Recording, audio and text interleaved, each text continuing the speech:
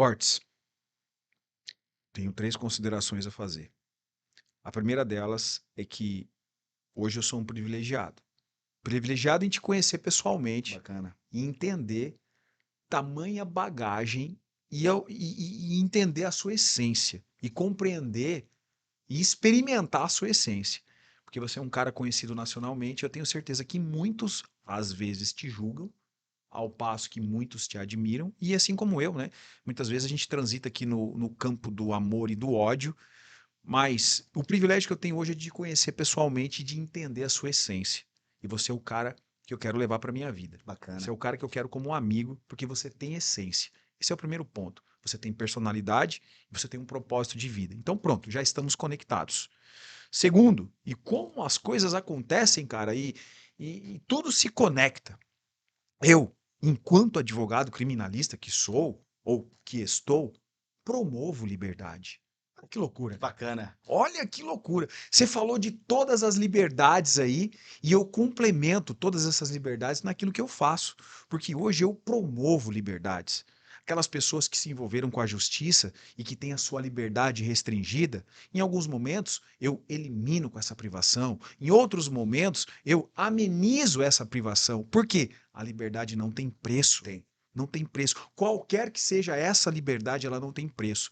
Você é um cara detentor da filosofia da liberdade. E eu sou um cara promotor de liberdade. É por isso que nós nos conectamos. Com certeza. E é tudo sobre liberdade. Só que tem pessoas que não sabem a sua força e estão presas porque ainda não descobriram. Então, antes delas entenderem a liberdade, elas têm que entender a sua força. Pega um elefante. O elefantinho, quando ele é bebezinho, eles amarram ele num postezinho, É, uma verdade. garfinha, com uma cordinha pequenininha. Quando o elefante vai crescendo, eles vão deixando só aquela coisa, porque ele tenta arrebentar e não consegue, é uma corda. O elefante fica gigante, com não sei quantas toneladas, 3.000 quilos, e fica amarrado com uma cordinha que com um simples ato ele conseguiria arrebentar, mas ele não arrebenta, porque ele não sabe da sua força. Então por isso ele desconhece a liberdade. Então, quero dizer uma coisa para você, meu amigo, minha amiga que está vendo esse vídeo. Você é forte. Mas, Ricardo, como é que eu acho a minha força? Aí eu volto lá para o começo do podcast. Olha para dentro. Olha para você. O que que tem dentro de mim? Deus. É. E um complemento. E antes, acredito que já vai fazer 1 hora que a gente está conversando aqui. Nem, parece 15 minutos. Pois é. Bom, eu sei que a minha mãe tá na live, minha família, minha mulher, tá todo mundo assistindo aí. Eu quero convidar você, Portes, para mandar aí um beijo para minha mãe, Dona Helena, e o seu Chicão. O velho Chico, que é meu pai. Ô, dona Helena! E aí, seu Chicão, como é que você tá? Deus abençoe vocês. Muito bacana. Beijo no coração. Esses velhos são zica, tá? Os velhos são E zica. parabéns, viu? Parabéns. Eu tenho minha mãe. A gente ficou muitos anos sem se falar, né? Porque quando eu fui morar na rua, na verdade, minha mãe ela tava com alguns problemas psicológicos, alguns problemas dela, por isso que a gente fala hoje com muita propriedade, porque eu mapeei minha família, eu mapeei pessoas, eu mapeei minha vida e hoje eu consigo ter grandes resultados em cima disso e sei que muitas pessoas têm alguns problemas. Ela deu o melhor que ela podia naquela época, mas foi devido a ela que a gente veio morar na rua. E eu fiquei muitos anos com algo chamado mágoa. Mágoa é uma água ruim parada na sua Uhum. cabeça. Então eu fiquei anos sem falar com a minha mãe, a gente ficou anos sem se falar. E depois, de alguns anos ali, mais especificamente depois de 6 anos, eu voltei a procurá-la, eu voltei a vê-la, e foi muito bom, que foi aí que vários códigos começaram realmente a se desmistificar na minha cabeça. E o código do perdão é um dos mais fortes. Até, talvez você aí, se não fala com seu pai, com a sua mãe, com o seu irmão, por pouca coisa, tá? Tá na hora de você voltar. Ah, mas foi a pessoa que me fez ruim. Tá, e você vai deixar de ir procurá-la por causa do seu ego? Se é você que está ouvindo essa mensagem, não é ele? Então, na hora de você procurar, pedir perdão, reconciliar, porque amanhã pode ser tarde, já falamos sobre isso. E eu perdi meu pai com 14 anos. Que eu fiz 14 anos, eu perdi ele. Ele foi assassinado. Ele trabalhava na Prosegur. Arrancaram todo a parte torácica dele, o rosto dele desfiguraram. Foi o homicídio mais hediondo da minha cidade. E eu tive a oportunidade de tê-lo até os meus 14 anos, que é uma idade muito importante, entre os 6, 7 anos até os 14, é uma idade muito importante com o pai. Agradeço a Deus por ter tido meu pai nessa época, que me faz muita diferença hoje em quem eu sou, ter tido ele nessa época. Mas depois, já em fase jovial até hoje adulto, eu não tenho pai. E mesmo tendo a minha mãe, depois hoje a gente conversa, ainda hoje nós conversamos, eu e minha mãe, ela mora longe, em Santana do Livramento, eu quero aproximá-la mais, é uma mulher que eu amo demais, é uma pessoa que me criou, e eu acho incrível, porque eu sou muito parecido com ela, temperamento, os dois coléricos, ambos se parecem muito, mas eu amo muito a minha mãe, e quero dizer até, aproveitar, acho que eu nunca mandei um beijo para ela no podcast, mãe, te amo, um beijo no coração da senhora, depois eu vou gravar essa parte para mandar para ela. Produção, prepara o corte, hein? Prepara o É, corte. Como é que é o nome da sua mãe? da dona Sandra Portes. Dona Sandra Portes, ó. Beijo de Franklin Assis para a senhora. Hoje eu tive o prazer de conhecer o seu filho pessoalmente.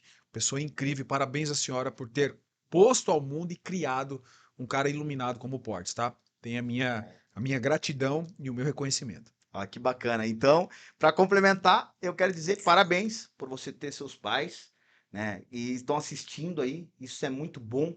Eu fico muito feliz quando eu vejo pais presentes e ambos ainda, né, estão aí.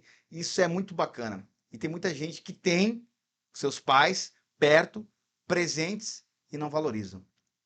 Não valorizam, não valorizam. Tem esse tipo de gente. E tem aqueles outros tipos de pessoas também que já estão com uma certa idade e também estão ali colados no pai e na mãe e nunca corta o cordão umbilical. Talvez se você, esse tipo de pessoa, está na hora de cortar o cordão umbilical. Mas se você não valoriza seu pai e sua mãe, está na hora de valorizar. E se você não fala com algum parente seu por causa de alguma coisa, está na hora de falar. É hora de liberar perdão, tá? Ó, vou falar uma coisa para vocês.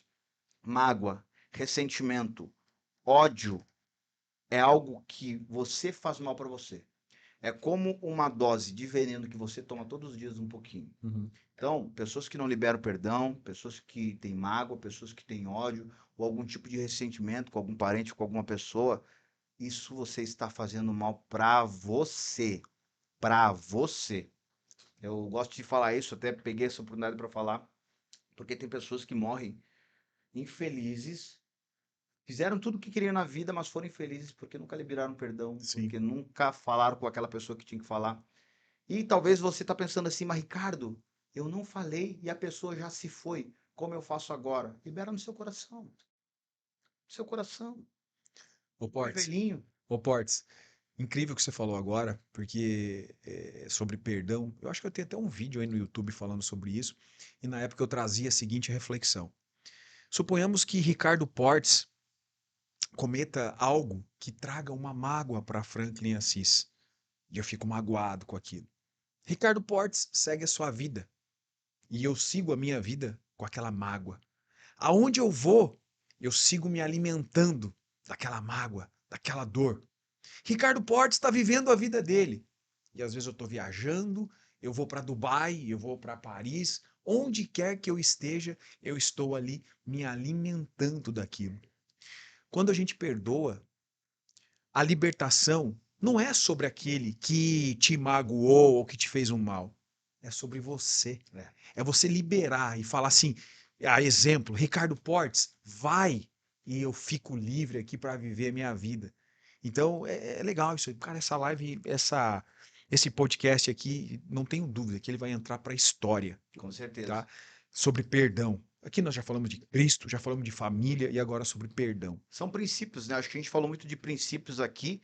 E é como você falou, é uma má água. Uma água ruim Ruim, parada na ruim. sua E, cabeça. e só serve para te envenenar cada vez mais. Terrível. Uma dosezinha de veneno que você toma Todo dia todo toma um pouquinho. golinho. E às vezes você tá num Não vale a ambiente, pena. você tá num lugar, você tá. Aqui você poderia estar curtindo aquilo. Não, você tá tomando um golinho daquele veneno. Não vale a pena. Não, não. Eu tive muitas decepções na minha vida. Há pouco tempo agora também a gente passou por algumas coisas bem desafiadoras, mas a satisfação que eu tenho em ver é o quanto Deus me deu maturidade, né, para entender e aprender com tudo isso. E por isso que a gente fala com muita propriedade. A gente fala de cicatriz. Tem pessoas que falam de dor, tem pessoas que falam de cicatriz. O que são pessoas que falam de dor? Pessoas que falam de dor é aquele tipo de pessoas que, quando elas falam alguma coisa, elas estão falando de algo que dói. Algo que está machucado ainda, que ela tem que trabalhar. Isso é complicado, porque quando você fala de dor, você não está curado, você não tem propriedade para falar. Uhum. E aí tem pessoas que falam de cicatriz. Pessoas que falam de cicatriz curam. Pessoas que falam de cicatriz ajudam outras pessoas a encontrarem seu caminho e se curarem. Sim. Então, por isso que eu gosto de falar esses insights, assim, que são coisas que a gente viveu, são experiências que a gente teve. E a gente está falando de cicatriz aqui para poder libertar, ajudar outras pessoas. Por isso que eu digo, por isso que eu disse aquela hora nessa live, que tem muita gente ressuscitando agora. Porque você talvez tem muita gente que está morto agora por causa que não liberou perdão, não Sim, liberou, está sim. ressentido, está com aquilo parado dentro de você. Como diz o Paulo, né, meu videomaker, respeita a minha história, pô.